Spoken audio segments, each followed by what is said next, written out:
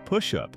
It's a timeless bodyweight exercise that's been around forever, and for good reason.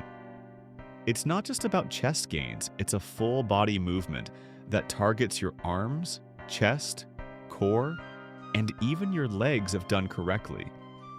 Mastering this move means you'll be training multiple muscle groups with just your body weight. Anytime, anywhere. Let's start from the ground up, your lower body. If your core, hips, and legs aren't fully engaged, your push-ups will suffer. Keep your core tight, like you're bracing for a punch. Tilt your pelvis slightly forward and squeeze your glutes.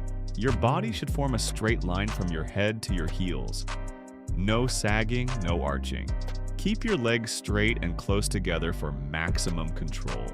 Avoid this common mistake. Many people push their hips up and back as they rise. Unless you're doing a pike push-up, keep your hips aligned with your body. Now, for the upper body, this is where most people go wrong. Place your hands slightly wider than shoulder width, angled at about 45 degrees. Keep your wrists aligned under your shoulders. As you lower yourself, breathe in. And as you push up, breathe out. Don't flare your elbows out to the sides.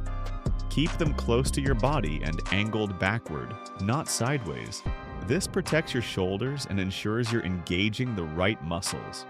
Stick to these tips and your push-ups will go from shaky to superhuman in no time. Train smart, stay consistent, and you'll be strong like the yellow guy before you know it.